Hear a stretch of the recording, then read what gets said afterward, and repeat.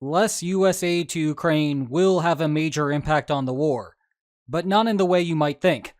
And no, it will not mean the end of Kyiv. Let's talk some lines on maps. There is a palpable fear in Western circles that military aid from the United States, originally authorized at the end of the Biden administration, but still distributed under the Trump administration, will soon run out.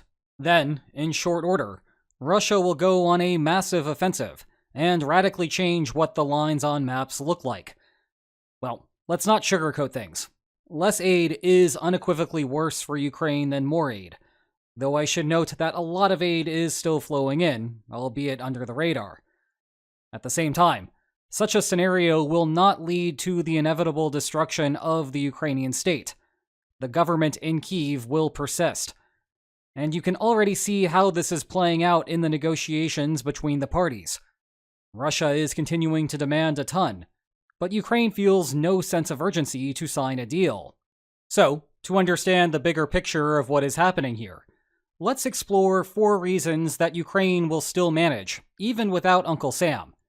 1. A fundamental strategic misunderstanding about what will happen when the aid ends. 2. What is happening with European support. 3. What is happening domestically with Ukrainian arms production. And finally, a worst-case scenario analysis that goes back to the February 2022 invasion. But let's start with the fallacy in strategic thinking. The basic logic is that the United States makes all sorts of deliveries to Ukraine. Ukraine then takes those deliveries, turns around, and uses them on the battlefield. With a consistent delivery schedule, Ukraine's expected outcome of the war hypothetically looks like this. But take away those deliveries, and the expected outcome shifts westward. So far, so good in interpreting the logic. A country's probability of winning generally increases in the materiel that it has. The problem arises when analysts naively look at recent trends in territorial exchanges, and then conclude that there will be a massive jump in exchange rates once the aid ends. Sure, that type of thing is possible, but think about how Ukraine must be allocating its resources to generate such a prediction. You would have to implicitly assume that materiel consumption looks like this. It stays constant as deliveries come in, but then discontinuously falls off when assistance ends, and stays static thereafter. Now, that would be the case if something unexpected happened that resulted in an equally unexpected termination of deliveries. Say, a strain of cordyceps evolves to withstand slightly higher temperatures and infects everyone in the United States, but somehow nowhere else. And later, I will explain how complications can arise here. But fortunately, The Last of Us are not fungi-controlled drones. And if aid will completely disappear, it will do so in a mostly predictable manner. I say mostly half due to the chalkboard problems that we will get to later. Yes, we will circle back to you, Marco Rubio. And half because this process is really opaque to outsiders, even those of us who pay close attention to the news. As a point of comparison, the pause in aid coming from the Oval Office meltdown made major headlines. Trump was right when he joked that the whole incident would make for good television. Written media had a field day with it too, though. Way more than 400 outlets covered the story. However, it has been much harder to keep track of some of the smaller stories about continued weapons shipments to Ukraine. That applies to weapons that the United States directly owns, as well as systems exported by the United States that require White House approval to move on to a third country. These just don't make the same kind of splash, and so they tend to go by the wayside. One convenient way to stay afloat is to target your news interests on the topics that you think are the most important. And guess what? Today's sponsor, Ground News, can help you do just that. With a few clicks on its interface, you will be able to focus on the stories that may have otherwise slipped through the cracks. And by going to ground.news/linesonmaps or scanning the QR code on your screen, you can take a great 40% off their Vantage plan, which gives you access to that resource and a whole lot more. So thanks again to Ground News for sponsoring today's video, and restoring just a bit of sanity into our lives. Sanity concerns aside, the main point here is that, opaque or not to us, Ukraine has a much better idea about what the flow looks like. Heck, people have been harping on the possibility of aid cuts for more than a year and a half now. It would take an unheard of level of obliviousness to not understand that today. And when that is the case, the consumption of aid does not look like what we saw before. Instead, it is more like this. Let's superimpose the wrong interpretation for a comparison. Even before the aid ends, you start getting more conservative in your weapons use. A questionable target that you would have previously struck now goes off the table because you will need that shell in the future for a target that you are more confident about. Let me repeat that. Consumption declines even before aid ends. As in, it has already declined. If you're having a hard time understanding why consumption looks like this and not this, think about the consumption habits of a grain farmer. Come harvest time, he is flush with food. When harvest season ends, though, he cannot simply go out into the field and find his dinner. A smart farmer who does not want to die of starvation will therefore begin consumption smoothing well before the end of the harvest period. Well, it is the same idea for those who are bullet-starved. Thus, when you see exchange figures like this, some portion of the anticipated aid cut is likely already reflected in the numbers, and so holding everything else constant, you are not going to see something like this after the aid ends. Instead, it will slowly ramp up before reaching a new steady state. The tricky thing for us is knowing where exactly we are on this graph. That is in part because actual aid disbursements are incredibly opaque, as mentioned a moment ago. We keyboard warriors do not have a great idea when this end date actually is. Is today here? Or here? Or here? Because if we are far away from the cutoff, we have not yet seen much of the decline in these numbers, and thus there is much more room for Russian expansion. In contrast, if we are very close to the cutoff, then the current numbers are close to the post-cutoff reality, and thus there would be little room for expansion. I suspect people think that we are closer to the cutoff than is the reality. Despite perceptions to the contrary, remember from earlier that Trump has been approving some disbursements, though not nearly at the same level as his predecessor. And some of these contracts may even run for 3 years. We also do not really know the concavity of what this function looks like for Ukraine. That is a fancy way of describing how quickly the function declines. Note that a sharper decline at the start means that a greater share of the consequences are already baked in by the time of the cutoff. Post-cutoff consumption almost matches pre-cutoff consumption, or, more technically, the slope of the line here is close to zero. Let's leave a marker here for the exact consumption at the cutoff point. A more steady decline, in contrast, implies that the consumption drawdown extends over a longer period. There may be more spending at the cutoff, but it implies a declining expectation thereafter. Thus, future expected losses will be larger given the current baseline. I'll bet you didn't think that second derivatives were going to be so important when you woke up this morning. Give them a shout out in the comments. They are the real MVP. There are 4 important caveats here, though. First, you have been seeing holding everything else constant lingering in the corner for a while now, and for good reason. US aid does not exclusively govern these territorial exchange figures. Things like weather, for example, matter quite a bit too. And now that both the rain and the snow have passed, it is prime time for a greater offensive. Indeed, it looks like May will be trending higher. Hold that thought for a few weeks. It is also possible that there will be another military development that, in conjunction with a dearth of aid, leads to a greater shock to the system, though what underlies our next 2 topics will mitigate that problem. Second up is likely the biggest issue of all: intelligence sharing. The bad news for Ukraine is that intel has little retainment value. These guys are here, and you should bomb them, may only be helpful for a few hours. It is not like an artillery shell, which you could use today, tomorrow, next week, next month, or whenever, and still get basically the same value from it. To continue our agriculture analogy from earlier, this is like a cattle farmer who cannot easily preserve the meat, so he ends up consuming all of it as soon as he can, and then starves later. So, if Washington cuts intelligence, then we will see a discontinuous increase in Russian gains. In fact, following the Oval Office meltdown, Trump indeed stopped sharing information.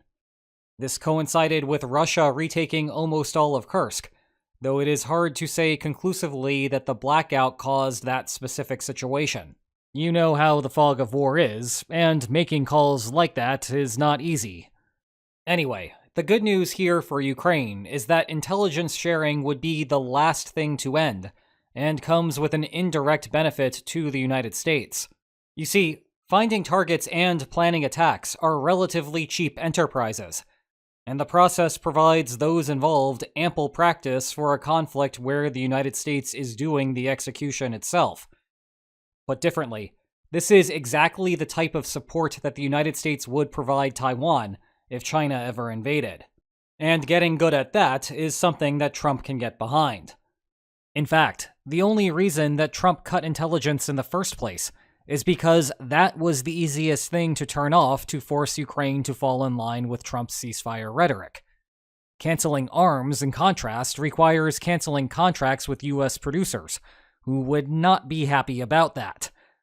Thus, Intel is in this weird space where it is the low-hanging fruit for intra-coalition leverage, but simultaneously it provides the United States the highest rate of return. Third, and heading back to the Oval Office meltdown one last time, the biggest concern for Ukraine should be a repeat of this situation, where an unexpected break in US-Ukraine relations leads to a sudden termination of all assistance. That would be equivalent to the fungal problem from before, where the shock itself causes a problem. This does not seem as much of a concern anymore, though. Zelensky internalized how best to navigate diplomacy with Trump, and has also come to terms with how the West views what a plausible settlement looks like. It has now been about 3 months without an incident. Thus, it is something to keep in mind as potentially invalidating what I have said before, but it is no longer an active concern.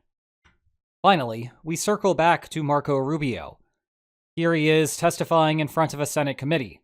Quote, "The U.S. hasn't decided yet whether to approve new military aid to Ukraine, but the U.S. has not stopped weapons deliveries. That is uncertainty that the United States has injected into the system, and could rapidly resolve.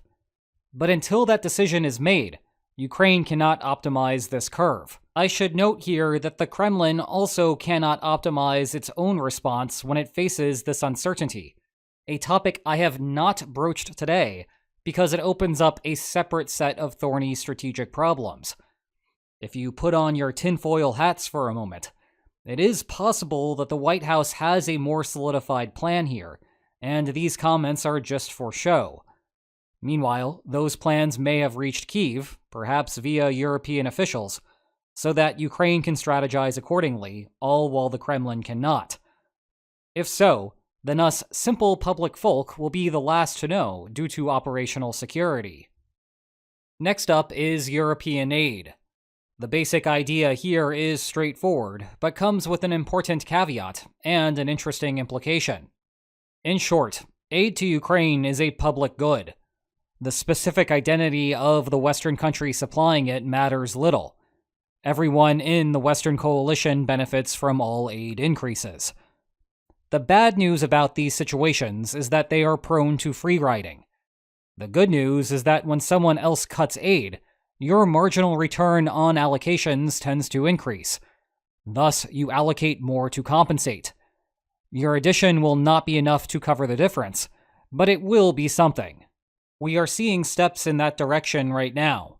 For example, France's suggestion that it will donate all of its military production for a calendar year, which will offset some of the losses from withdrawn US aid. The caveat is that Europe needs to do more doing and less discussing. If you ever wanted a case study of how democracies are rigid to make changes, well, this is a great one. At least Germany announcing the lifting of restrictions on transferred weapons is a real start. Supporters of Ukraine should not feel too much relief from this point, though. Remember this graph from before? If Ukraine is doing it right, it has already incorporated the anticipated influx of European aid into its allocation decision. In turn, that means these numbers are also already factoring in European aid. So there will not be some type of sudden cut in Russian gains thanks to it. Related to European aid is what Ukraine is doing for itself. The start of the war looked very much like the conflicts of yesteryear, and there is no country capable of producing better kit for such fights than the United States. However, we have seen a gradual transition in the mode of conflict to a new drone orientation, which even Russia showed off for the first time at a Victory Day parade earlier this month. And especially as of late, what has kept Ukrainian losses to this, and not something more extreme like this, is how drones have replaced a lot of the frontline soldier work. For example, first-person view drones can monitor no man's land and target an enemy soldier attempting to navigate through it. You can see this in how the partnership between Ukraine and NATO has evolved over time. At the beginning of the war, it was NATO explaining how to fight Russia to Ukrainians. As of late, though, it has become much more of a two-way street, with Ukraine having much to share about the modern battlefield, and, in particular, regarding drones.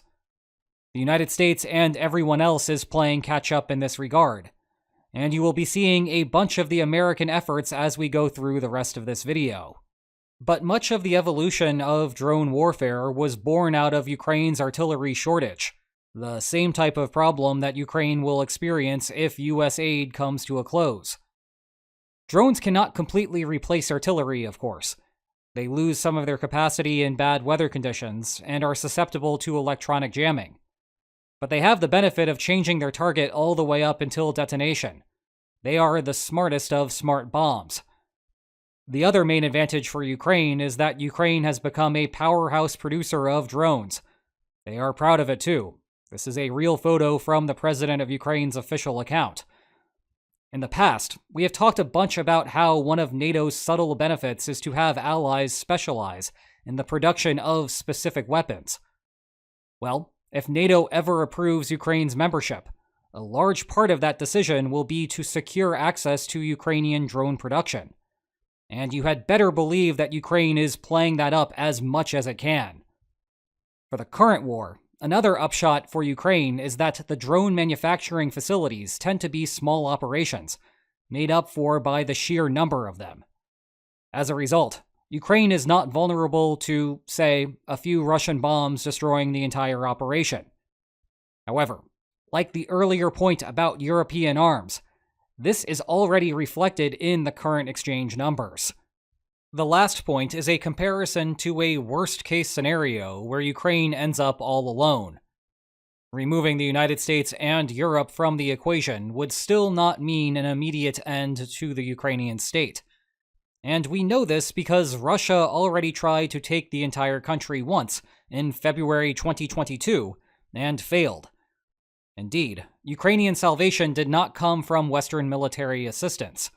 Remember, the belief at the time was that Russia would win quickly, and neither Washington nor any European capital fancied the idea of making donations to Ukraine, only for Western kit to immediately fall into Russian hands. That went double for the Biden administration, which was still reeling from the United States' botched withdrawal from Afghanistan. Rather, what kept Ukraine afloat was an underappreciated national sentiment, or at least underappreciated national sentiment according to the Kremlin's intelligence reports, that Ukraine itself was a country worth defending. That is a sentiment that has only grown in the intervening years. Well, that and Russia bringing insufficient manpower to do the job. But that is not a concern today either. Russia would need to mobilize in a manner that exceeds even the fall of 2022, which proved too politically controversial for the Kremlin to try again. Now, the comparison between February 2022 and today is not entirely favorable for Ukraine. Perhaps the third pillar of Ukraine's initial defense was exploiting Russia's military corruption. That has improved quite a bit in the past 3 years, as the war itself illuminated the corruption problem, and Moscow has mitigated some of it. However, that still leaves Russia far from a position where it can conquer Ukraine. Thanks again to Ground News for sponsoring today's video. Go to ground.news/linesonmaps or scan the QR code on your screen to take an excellent 40% off a Vantage plan. And if you enjoyed today's video, please like, share, and subscribe, and I will see you next time. Take care.